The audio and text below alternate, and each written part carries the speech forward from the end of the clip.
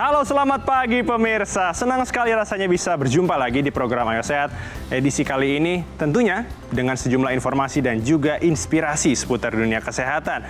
Untuk terus mengetahui informasi kesehatan, pemirsa juga bisa memfollow Instagram Ayo Sehat di @ayosehat_kompas.tv dan juga di kanal YouTube Kompas TV. Tidak lupa juga kami ingatkan kepada Anda pemirsa untuk tetap patuh terhadap protokol kesehatan dan semoga pandemi COVID-19 ini bisa kita lalui bersama-sama. Mari kita mulai Ayo Sehat bersama saya, Elgin Fridianto.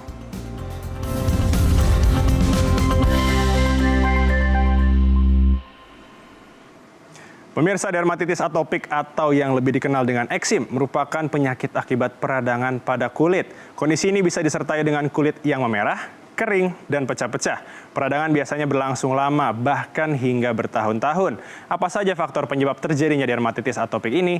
Dan benarkah dermatitis atopik alias eksim tidak bisa disembuhkan? Untuk mengetahui lebih lanjut informasinya, ikuti perbincangan kami bersama dokter spesialis kulit dan kelamin. Namun sebelumnya, kita simak dulu informasi berikut ini. Dermatitis atopik atau dikenal dengan eksim merupakan gangguan kulit yang biasanya menimbulkan rasa gatal dan bintil kemerahan pada kulit. Sebagian kecil akan bersifat kronis hingga bisa menyebabkan luka. Selain terjadi pada bayi, dermatitis atopik juga menyerang segala usia, dewasa, bahkan lansia, tanpa memandang jenis kelamin. Berdasarkan gejala, kelainan kulit ini bisa berbeda pada tiap fase yang berdasarkan pada lokasi dan gejala. Pada bayi usia 0 hingga 2 tahun, disebut dengan fase infantil, yang ditandai dengan kemerahan pada pipi, dahi, telinga, leher, dan bisa saja muncul di sekujur tubuh. Sementara fase anak terjadi saat anak berusia 2 hingga 13 tahun. Gatal dan kemerahan muncul pada siku, lutut, pergelangan tangan, dan kaki dengan bentuk yang semakin beragam. Pada fase ini bisa pula disertai sisik halus dan juga bercak kehitaman. Dan fase dermatitis pada dewasa, daerah yang terkena semakin luas. Bisa muncul di wajah, leher, punggung, lengan, dan lainnya. Pada kulit yang berwarna gelap, umumnya terjadi penebalan kulit. Dilansir dari laman kompas.com, menurut data World Allergy Organization pada 2018, menunjukkan prevalensi penderita dermatitis atopi pada anak sebesar 15 hingga 30%, dan pada dewasa sebesar 1 hingga 10% dari populasi dunia. Sementara di Indonesia, angka prevalensi kasus pada anak sekitar 23,67% dan ditemukan pada sekitar 2 juta anak setiap tahunnya. Faktor pemicu selain faktor utama, yaitu riwayat keluarga atau genetik. Sejumlah faktor lain bisa memicu timbulnya dermatitis atopik, diantaranya debu atau serbuk kayu dan serbuk gipsum, semen hingga deterjen. Hal lainnya adalah jika pemirsa memiliki hewan peliharaan, bulu hewan peliharaan dan gigitan serangga atau tungau juga bisa menjadi pemicu. Tidak hanya itu, daya tahan tubuh, stres emosional juga sangat memungkinkan anak Anda terkena dermatitis atopik. Lalu bagaimana cara penanganan dermatitis atopik? Simak ulasan lengkapnya di Ayo Sehat.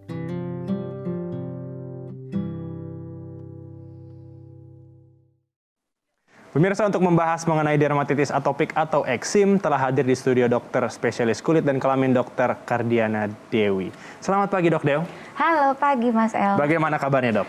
Baik banget. Baik banget, alhamdulillah. Nah, pemirsa perlu menjadi informasi bahwa Dok Dew dan juga seluruh kru yang bertugas pada pagi hari ini sudah menjalankan protokol kesehatan yang ketat dan juga sudah melakukan tes terhadap COVID-19. Nah, Dok Dew, kita langsung ke tema saja. Sebenarnya apa sih dermatitis atopik itu, Dok? Oke, dermatitis atopik nih Mas El. Agak panjang, nggak apa-apa ya? Dok Dew coba Silakan. jelasin. Jadi, dermatitis, kan kita pecah jadi dua nih. Dermatitis atopik gitu ya. Dermatitis itu sendiri atau nama lainnya adalah eksim. Tuh, jadi jangan sampai salah. Kadang-kadang ada yang masih, oh ini eksim gitu ya. Dermatitis dan eksim adalah dua hal yang sama. Cuma memang ada yang kadang-kadang menyebut eksim itu sebagai yang lagi meradang dibilang eksim. Tapi sebenarnya pada esensinya sama. Dermatitis itu merupakan suatu peradangan di kulit di mana sebenarnya gambaran utamanya berupa ada gatal, kemudian biasanya juga sifatnya tuh kronis, berulang-ulang terus, kambuh-kambuhan dan jangka panjang. Jadi biasanya keluhan ini muncul karena ada faktor dari luar dan dari dalam. Dari luar karena faktor pencetus, dari dalam karena ada faktor bawaan dan lain-lain. Oke. Nah, Baik, dan baik. kalau atopik itu sendiri, Mas El, sebenarnya atopik itu ada dasar katanya gitu ya. Atopik itu sebenarnya suatu kecenderungan di mana orang tuh punya bakat untuk mengalami alergi. Manifestasinya itu bukan cuma jadi dermatitis atopik, Mas El. Bisa berupa asma, bisa kadang-kadang matanya gampang berair, atau kita bilang konjungtivitis alergi, atau kadang gampang pilek bersin-bersin kalau pagi, rinitis alergi.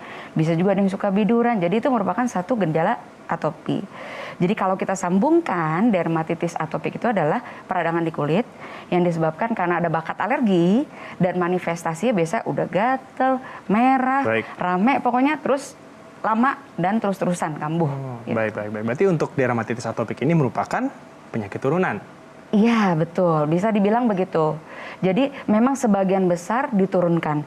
Namun saat ini ada juga yang artinya walaupun di dalam keluarga tidak ada yang menderita dermatitis atopik sebelumnya, bisa saja kita pertama kali. Hanya karena misalnya memang baru saja atau memang karena sudah ada bakat atopi di keluarga, tapi manifestasi lain. Oh, baik. Nah, bicara soal gejala, Ya. itu seperti apa yang muncul, Dok? Iya, gejala dermatitis atopik itu sebenarnya luas banget ya, berkaitan dengan usia juga. Jadi biasanya nomor 1 gatel tadi ya, yang kedua kemerah-merahan. Kemerah-merahan itu bukan cuma sekedar merah, ada bintil-bintilnya, ada beruntusannya, kadang rada berair. Nah nanti gambaran lokasinya Mas El sesuai dengan usia biasanya. Nah, ini bisa dijelaskan nih, Dok. Nah kalau pertama biasanya mulai dari bayi yang kurang dari 1 tahun Mas El, Ya. tuh di muka tuh. Biasa pipi-pipi udah merah gitu ya, sampai ke daerah bawah deket dagu. Biasanya suka dikenal eksim susu. Padahal itu tahu deh turun-temurun, tapi intinya tidak ada kaitan dengan susu, Baik. tidak ada kaitan dengan hal-hal seperti itu. Tapi intinya memang ini adalah gejala awal dermatitis atopik. Karena memang kalau kita lihat dari historinya, dermatitis atopik itu sekitar 50% kasus muncul dari usia kurang dari 1 tahun. Sedangkan 95% Mas El munculnya itu kurang dari 5 tahun. Jadi kadang-kadang ada yang muncul baru umur 2 tahun baru muncul. Kadang-kadang orang tua suka gitu tuh Mas El. Tapi waktu lahir nggak ada Dok gitu ya. Bisa. Ya justru kebanyakan bisa 2 sampai 5 tahun. Terus kemudian biasanya kalau pada anak yang udah lebih besar, gejalanya kalau tadi kan di bayi di muka. Begitu udah lebih besar mulai merangkak, mulai di tangan-tangan nih bagian luar. Pindah Mas El. Jadi karena suka ngerangkak bagian luar nih. Terus nanti kalau misalkan udah lebih besar sedikit, udah bisa jalan, mulai dilipat-lipat siku. Sini ya berarti, Dok, ya. Lipat-lipat lutut juga. Ya, jadi dan biasanya sebenarnya sebagian besar itu begitu sudah 5 sampai 7 tahun akan resolusi. Udah artinya udah hilang lah gitu Mas El. Cuma sekitar 20% kasus itu bisa berlanjut sampai dewasa. Yang mana kambuhnya itu on and off. Jadi kadang muncul, kadang enggak gitu. Baik. Nah, Dok Dew, ini kan perbincangan kita soal dermatitis atopik ini masih banyak banget. Masih luas banget, tapi kita harus jeda dulu nih, Dok. Pemirsa jangan banyak dulu karena Ayo Sehat akan segera kembali usai jeda.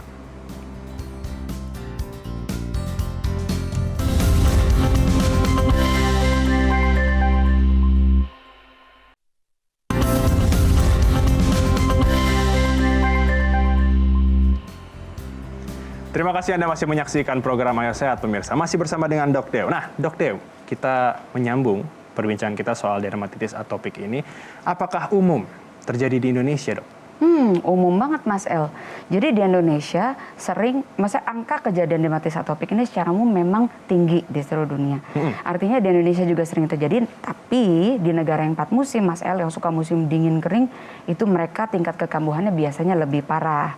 Tapi di kita juga banyak yang menderita dermatitis atopik. Nah, untuk faktor pemicunya itu biasanya apa, Dok? Sebenarnya gini, yang tadi kita balik yang ke pertama tadi itu Mas El ya, pemicunya dari dalam dan luar. Dari dalam oke, ada faktor genetik, tapi dari luar itu faktor pemicu banyak. Yang paling sering mungkin yang teman-teman tahu mungkin dari segi debu ya, alergi debu gitu ya. Debu sama tungau tuh temenan. Nah, jadi kalau tungau kebanyakan di dalam 1 gram debu itu mengandung sekian juta tungau debu rumah. Jadi kalau ada debu ada tungau. Nah, itu padahal pencetus yang paling utama. Nah, sedangkan di kita itu negaranya karena musim panas gitu ya, kelembapan cukup tinggi. Betul. Jadi tungau-tungau itu tumbuhnya lumayan subur. Jadi orang-orang dengan dermatitis atopik sering kambuh juga di negara kita. Jadi karena tadi ada debu, tungau debu rumah. Nah, terus mungkin yang ngetren juga makanan nih. Banyak orang yang, tapi padahal aku nggak ada alergi makanan dok gitu ya. Sebenarnya alergi itu tidak harus dipicu oleh makanan. Dan satu hal yang harus diingat, kadang-kadang makanan nih ya Mas El, kita udah makan 100 kali nggak apa-apa, ke 101 baru alergi bisa. Oh bisa gitu ya? Betul, dulu-dulu nggak pernah dok alergi udang gitu ya, bisa. Jadi mungkin awalnya tidak, belakangan jadi muncul alerginya. Nah, ini bicara soal alergi. Banyak mitos yang berkembang di masyarakat bahwa alergi udang. Kasih udang aja terus biar sampai sembuh. Itu benar nggak sih dok? Betul, ada betulnya. Ada betulnya? Betul, tapi karena kita bilangnya desensitisasi. Artinya apa? Kalau dia alerginya tidak terlalu berat, syaratnya alergi tidak terlalu berat dan tidak terlalu parah ya. Jadi artinya bisa diberikan jumlah sedikit dulu tapi artinya kita berusaha untuk meningkatkan. Jadi mulai jumlah sedikit, lama-kelamaan jadi banyak dan akhirnya menjadi terbiasa. Bisa.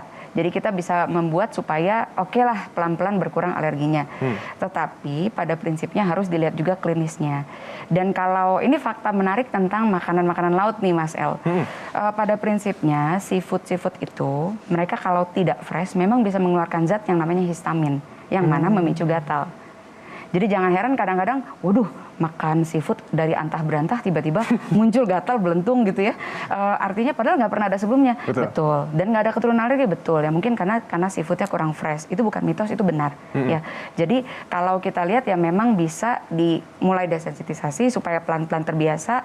Dan kadang-kadang seafood pun memang bisa memicu gatal walaupun tidak ada bakat gatal. Baik. Nah, kalau untuk stres, apakah ini bisa memicu juga dok? Banget. Banget. Betul. Jadi ingat, jadi di kulit itu kita tuh punya reseptor sebenarnya, reseptor yang untuk menimbulkan gatal. Nah, pada kasus-kasus apalagi seperti dermatitis itu sangat berkaitan dengan psychological gitu. Jadi kalau kita gampang stres, maka si reseptor terbangun, otomatis kita akan lebih mudah menjadi gatal. Dan gatal itu akan terus aja tuh. Setiap kali stres makin keluar, akhirnya jadi berkepanjangan. Betul. Baik. Nah, dokter tadi pada segmen 1 mengatakan bahwa dermatitis atopik ini mungkin muncul di saat kita sudah dewasa. Betul. Dan saat lansia. Penjelasannya seperti apa dok? Mungkin terjadi kan, betul? Iya, jadi sebenarnya memang dermatitis atopik yang tadi kita bilang bahwa dermatitis atopik itu sebagian besar muncul waktu kecil. Tapi bisa saja sudah ada bakat, tapi waktu kecil nggak jadi apa-apa. Nah, ketika dewasa, apalagi lanjut usia, dia mulai lebih menimbulkan keluhan. Biasanya karena faktor eksternalnya lebih menonjol nih Mas El. Ya kayak sekarang ini di masa sekarang kita banyak pakai, kan di pandemi nih, harus banyak cuci tangan, terutama pakai hand sanitizer. Itu memicu karena bikin kulitnya jadi lebih kering. Muncullah hand dermatitis atau eksim di tangan pada pecah-pecah, perih gatal, terutama orang tua juga. Nah kalau orang tua mungkin selama pandemi lebih banyak di rumah, tapi biasanya karena orang tua itu otomatis kulitnya lebih kering, dengan atau tanpa dermatitis atopik loh ya Mas El. Jadi tidak harus ada riwayat eksim pada orang tua jadi gatal. Setiap orang yang sudah makin tua itu kulitnya kalau tidak biasa untuk dirawat, diberikan pelembab, nggak minum air putih yang cukup, biasanya keringnya tuh bisa ekstrim lumayan. Sehingga kalau kita lihat mungkin nenek kakek kita ada yang kulitnya garing gitu di kaki-kaki terutama. Nah itu mudah sekali terasa gatal, dan kalau gatal akan kambuhan terus sampai mudah lecet dan mudah berdarah. Gitu. Justru itu komplikasi yang harus dihindari berarti ya dok? Betul, betul. Oke, nah berikutnya kita akan bermain mitos atau fakta. Bukan bermain ya, kita akan membuktikan, membahas apakah ini mitos atau fakta. Oke, Dok Dew, yang pertama, mitos atau fakta Dok Dew, penderita dermatitis atopik hanya bisa memakai sabun bayi atau lotion tertentu. Nah, itu sebenarnya fakta. Fakta. Oke, jadi gini, sebenarnya yang harus dihindari pada pasien atopik adalah segala sesuatu yang bersifat mengiritasi. Sabun secara umum itu mempunyai kandungan deterjen. Ya kita biasa ada yang mungkin Mas pernah dengar SLS, gitu ya, sulfat itu biasanya kan memang surfaktan itu membuat kulit lebih kering.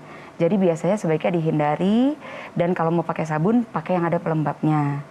Pada kasus nih Mas El, misalnya kita ada bakat atopik, tapi terus kita juga nggak pernah ada keluhan apapun gitu ya, di keluarga juga nggak apa-apa, aman-aman aja, cuma ada bakat dan fine-fine aja, silahkan pakai sabun yang bebas.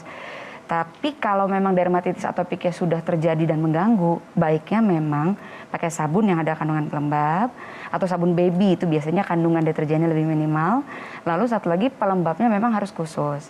Tadi dokter selalu ibaratkan kayak ibaratnya tembok retak-retak gitu ya. Betul. Nah, ibaratnya tuh kayak kita kalau atapnya retak-retak, maka kalau kita mau kasih semen aja, tadinya bocor tetap bocor kan. Benar. Maka harus pakai sesuatu yang sifatnya kayak waterproof. Nah, ini ada biasanya ada kandungan-kandungan tertentu di pada kulit atopik yang memang kurang. Nah, pelembab-pelembab yang tipe-tipe yang khas itu biasanya dia bisa mengisi kekurangan itu, Mas El. Makanya kalau pakai yang biasa, lumayan lembab, tapi jangka panjangnya tidak menutup. Betul. Dan tidak membantu memperbaiki barrier kulit. Baik. Jadi makanya kenapa lebih baik pakai pelembab yang khusus, supaya lebih cepat barrier kulitnya terbentuk. Oke, baik. Nah, selanjutnya, mitos atau fakta nih Dok Deo, konsumsi daging reptil bisa membantu penyembuhan bagi penderita dermatitis atopik. Aduh, Mitos. mitos banget itu ya. Baik. Nggak tahu tuh dari mana asal muasalnya, tapi udah lama kayaknya ya, dari zaman-zaman dulu. Sering banget kayaknya ditemuin. Betul. Jadi sebenarnya kalau zaman now malah ya kita malah melihat dengan banyak studi-studi, mungkin satu dari sekian ada lah gitu. Memang kebetulan, Mas El mesti inget, kan tadi kita udah bilang sebagian besar 5-7 tahun hilang sendiri. Seringkali dikasih pas umur-umur segitu, yang mana memang mau hilang nih Mas El. Yes. Terus habis itu, jadi oh ya dikasih itu aja gitu kan. Banyak kok pasien yang udah datang dengan, padahal udah kasih ini dok, ular apa gitu. Tapi itu tidak akan membantu kalau pencetus masih ada atau faktor genetiknya kuat. Malah yang ada kalau diberikan seperti itu mentah-mentahan loh. Ada Betul. resiko malah terkena penyakit loh, cacing-cacing dan lain-lainnya malah Benar. bahaya. Jangan ya. Ya, justru malah Mitos. menimbulkan penyakit lain justru. Betul, jangan. Baik. Nah, kita sudah selesai, pemirsa, mitos atau fakta. Tapi kita ada pertanyaan dari netizen, Dok. Sudah dikirim via email ke ayo_sehat@kompas.tv. Pertanyaannya dari Ibu Anissa. Dia dikatakan bahwa anaknya berusia 2,5 tahun mengalami dermatitis atopik. Seperti ini kulitnya, Dok. Oke. Nah, kira-kira bagaimana, Dok, ini?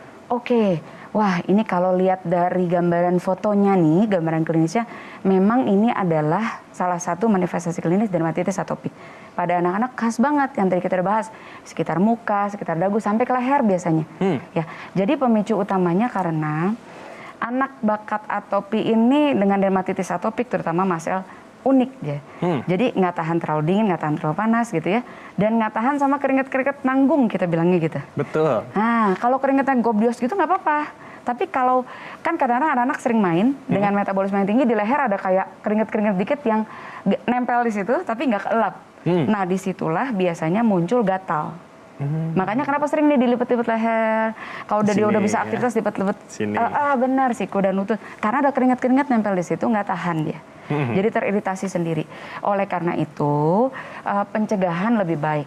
Ya, jadi mencegahnya dengan cara tadi, rajin dan rutin menggunakan pelembab, terus faktor-faktor pencetusnya dihindari, dan kalau memang sedang kambuh, kita bilang lagi flare up, lebih baik diobatin dan dikonsultasikan ke dokter kulit terutama, supaya tidak berkepanjangan. Baik. Tuh, jadi teratasi segera gitu. Oke, baik. Nah, dokter, kita harus jeda sejenak, tapi usai jeda pemirsa, saya dan Dok Deo juga akan membahas mengenai pengobatan Oke. dari dermatitis atopik ini. Jangan beranjak dulu, ayo saya akan segera kembali usai jeda.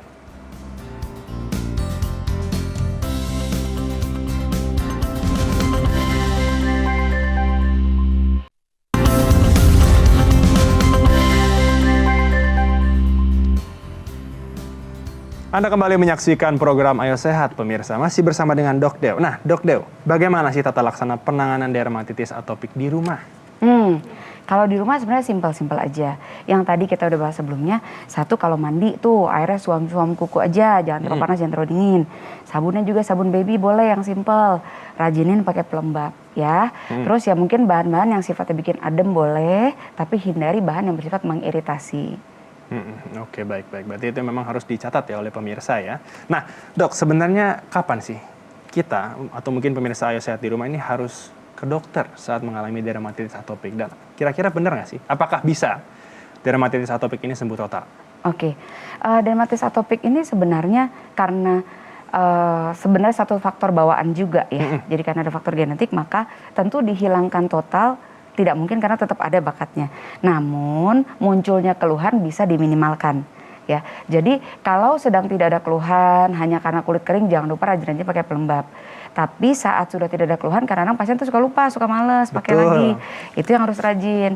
Nah, kalau misalnya sudah mulai muncul yang merah-merah, merahnya udah lumayan ganggu, merahnya kelihatan banget dan gatel, dan makin lama makin meluas kemana-mana sampai mengganggu aktivitas sehari-hari, sebaiknya dikonsultasikan ke dokter. Dan juga pada anak-anak, waspada ya Bun. Jadi jangan kadang-kadang justru biasanya Mas El tuh suka ada gini loh, pada fobia gitu ya, takut jangan sampai terkena steroid apa segala macam. Sebenarnya tidak perlu takut seperti itu. Karena kalau diberikan penanganan sejak awal justru biasanya hanya sebentar masa pengobatannya. Habis itu tinggal maintenance. Seringkali Mas El justru ibu-ibu ini suka udah dipakein macam-macam segala minyak-minyakan saking takut, dibawa udah dengan keadaan yang cukup parah. Jadi malah penyembuhannya jadi lebih lama gitu. Nah, bicara soal tadi masa pengobatan ya, itu kira-kira berapa lama, Dok? Makanya kalau sedang flare up atau kambuh Mas El, kalau dibawa ke dokter biasanya cepat, 1-2 minggu. 1-2 minggu? Betul, tapi kalau enggak kadang-kadang udah berbulan-bulan kan terus, namanya kambuhan kan Mas El. Benar. Pemicu debu, siapa sih yang nggak ada debu? Dia kan di rumah debu pasti ada. Meskipun diberesin terus gitu ya? Betul. Jadi itu yang bikin akhirnya berkepanjangan. Nanti dipakai macam-macam, malah kadang-kadang anak masih kecil tapi kulitnya udah kasar-kasar semua kan kesian. Akan lebih lama dan cost-nya akan lebih besar untuk mencari pelembab yang baik dan lain-lain. Baik. Tapi apakah ini akan menyebabkan, mungkin kita bicara soal anak ya, apakah akan menyebabkan sang anak ini akan ketergantungan terhadap obat dari dermatitis atopik? Sebenarnya tidak. Jadi sebenarnya ada obat yang dipakai jangka pendek dan ada yang jangka panjang. Jangka pendek yang tadi kita menggunakan obat-obatan gitu ya. Kadang-kadang tidak bisa dipungkiri bahwa pada penderita dermatitis atopik Mas El, jumlah populasi kuman normalnya itu juga meningkat. Makanya lebih gampang infeksi. Baru digaruk dikit korengnya lecet infeksi gitu bernanah. Nah makanya itu yang harus kita hindari. Ya, kalau sudah diobati dan tidak ada keluhan ya tidak perlu obat lagi. Cuma yang sering orang tua salah paham adalah faktor pencetusnya ada terus. Makanya kalau dilepas nanti udah oke, ntar begitu lagi gitu. Jadi berarti memang harus rajin. Betul, pencegahannya harus dijaga benar dan baik-baik gitu. Oke, baik. Terima kasih Dok Deo untuk informasinya soal dermatitis atopik. Semoga pemirsa di rumah ini mencatat semuanya dan semoga juga bermanfaat tentunya agar terhindar ya, dan juga bisa meminimalisir dari gejala-gejalanya. Usai sudah 30 menit, saya dan juga Dok Deo menemani pemirsa di program Ayo Sehat edisi kali ini. Tetap saksikan program Ayo Sehat setiap hari Senin hingga hari Jumat pukul 10.30 waktu Indonesia bagian Barat. Hanya di Kompas TV, independen, terpercaya. Saya Agin Fredianto bersama dengan Dok Deo. Pamit undur diri. Ingat, tetap patuh terhadap protokol kesehatan. Menjaga jarak, mencuci tangan, dan juga menggunakan masker. Sampai jumpa.